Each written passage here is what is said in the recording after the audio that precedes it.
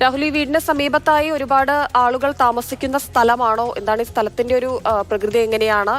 ഇവരെ ആരാണ് ആശുപത്രിയിലേക്ക് എത്തിച്ചത്? പോലീസും അഗ്നിരക്ഷാ സേനയും ഒക്കെ എപ്പോഴത്തേക്കാണ് അവിടെ എത്തിയത്?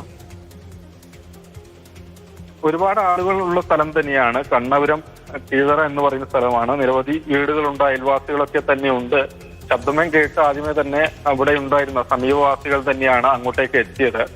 പക്ഷെ ഈ വാടകയ്ക്ക് കൊടുത്ത വീടാണ്, അനൂപ് എന്നയാളാണ് വാടകയ്ക്ക് എടുത്തതെന്നതിനപ്പുറം എത്ര ആളുകൾ വീട്ടിനകത്ത് ഉണ്ടായിരുന്നു, അവരൊക്കെയാണ് അവിടെ ഉണ്ടായിരുന്നത് എന്നതിനെ സംബന്ധിച്ച് കൃത്യമായ വിവരങ്ങൾ നമ്മളെ സംസാരിച്ച അയൽവാസികൾക്ക് അറിയില്ല എന്നുള്ള ഒരു മറുപടിയാണ് ലഭിച്ചിട്ടുള്ളത്. എന്തായാലും അവരെ നിലവിൽ ആശുപത്രിയിലേക്ക് മാറ്റിയിട്ടാണുള്ളത്. നാട്ടുകാർ തന്നെയാണ് ആദ്യമേ എത്തി ഈ തിരച്ചിലും രക്ഷാപ്രവർത്തനങ്ങളും ഒക്കെ തന്നെ നടത്തിയത്. പിന്നീട് പോലീസും ഫയർഫോഴ്സും സ്ഥലത്തേക്ക് എത്തി കൂടുതൽ കാര്യങ്ങൾ, അവരുടെ നടപടിക്രമങ്ങളൊക്കെ തന്നെ ചെയ്തു വരികയാണ്. എന്തായാലും അടുത്ത് തന്നെയുള്ള ആശുപത്രിയിലേക്കാണ് അവരെ കൊണ്ടുപോയിട്ടുള്ളത് എന്നതാണ് വിവരം. ഗോവിന്ദൻ എന്നയാളുടെ ഉടമസ്ഥതയിൽ ഉള്ള വീട് പിന്നീട് വാടകയ്ക്ക് നൽകിയതാണ് ബോംബ് നിർമ്മാണത്തിനിടെ. അങ്ങനെയെങ്കിൽ എന്തിനാണ് ബോംബ് ഈ ഒരു കാലഘട്ടത്തിലും ബോംബ് നിർമ്മിക്കുന്നത് ഉൾപ്പെടെയുള്ള ചോദ്യങ്ങൾക്ക് ഉത്തരം ലഭ്യമാകേണ്ടതായിട്ടുണ്ട്. എത്ര കാലം മുൻപാണ് ഇവിടെ വന്നത്, എന്തിന് ബോംബ് നിർമ്മിക്കുന്നു, എന്തൊക്കെ ഉദ്ദേശത്തോടു കൂടിയാണ്, ലക്ഷ്യത്തോടു കൂടിയാണ് അവർ ആ പ്രവൃത്തിയിൽ ഏർപ്പെട്ടത് തുടങ്ങിയ കാര്യങ്ങളിലൊക്കെ വിശദമായി തന്നെ പരിശോധന വേണ്ടതായിട്ടുണ്ട്.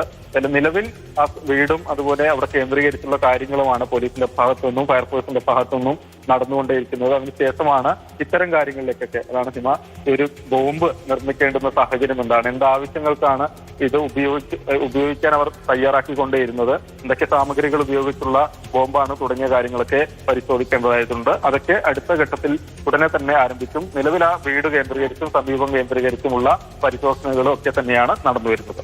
തീർച്ചയായും ബോംബ് നിർമ്മാണത്തിനിടെയാണ് ഈ വലിയ സ്ഫോടനം ഉണ്ടായത് എന്താണ് ലഭിക്കുന്ന സൂചന. പക്ഷെ അതിലൊരു വ്യക്തത വരേണ്ടിയിരിക്കുന്നു. പോലീസിന്റെ ഭാഗത്തു നിന്ന് ഒരു സ്ഥിരീകരണം ലഭിക്കണം. എന്തായാലും വലിയൊരു സ്ഫോടനം തന്നെയാണ് ആ സ്ഥലത്ത് നടന്നത് എന്ന കാര്യത്തിൽ സംശയമില്ല. പരിക്കേറ്റവരെ ആശുപത്രിയിലേക്ക് എത്തിച്ചിട്ടുണ്ട്. രാഹുൽ, ഈ അനൂപ് എന്നയാൾ എത്ര നാളായി അവിടെ ഈ വാടക വീട്ടിൽ താമസിച്ചു വരുന്നു? കുടുംബത്തോടൊപ്പമാണോ താമസം? അത്തരത്തിലുള്ള എന്തെങ്കിലും വിവരങ്ങൾ ലഭ്യമായിട്ടുണ്ടോ?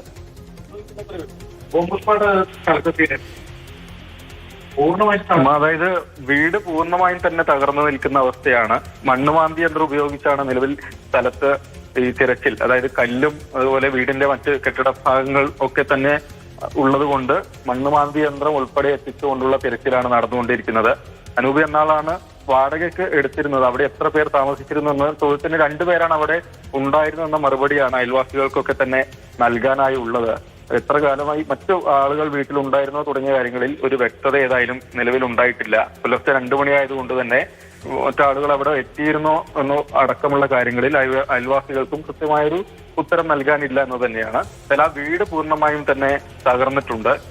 അതുകൊണ്ട് തന്നെ മണ്ണുമാന്തി യന്ത്രം ഉപയോഗിച്ചുകൊണ്ട് കല്ലും മണ്ണും ഒക്കെ തന്നെ മാറ്റി ഉള്ള പരിശോധനയാണ് നിലവിൽ നടത്തിക്കൊണ്ടേയിരിക്കുന്നത്. പോലീസും ഫയർഫോഴ്സും എത്തി സ്ഥലത്തെത്തിയുള്ള പരിശോധനയാണ്. നാട്ടുകാരും അവിടെ തന്നെ ഉണ്ട് താനും. അതായത് ആ പരിക്കേറ്റ ആളുകളെ, വീട്ടിനകത്തുണ്ടായിരുന്ന ആളുകളെ ആശുപത്രിയിലേക്ക് മാറ്റുകയും ചെയ്തിട്ടുണ്ട് എന്നുള്ള വിവരമാണ്. കൂടുതൽ കാര്യങ്ങൾ ഏതായാലും അല്പസമയത്തിനകം തന്നെ നമുക്ക് ലഭ്യമാകും. ഒപ്പം ഈ ബോംബ് നിർമ്മിച്ചത് എന്തിനാണ് എന്നതടക്കമുള്ള പരിശോധനകളും അന്വേഷണവും ഏതായാലും പ്രാഥമികമായി നടന്നുകൊണ്ടേയിരിക്കുകയാണ്.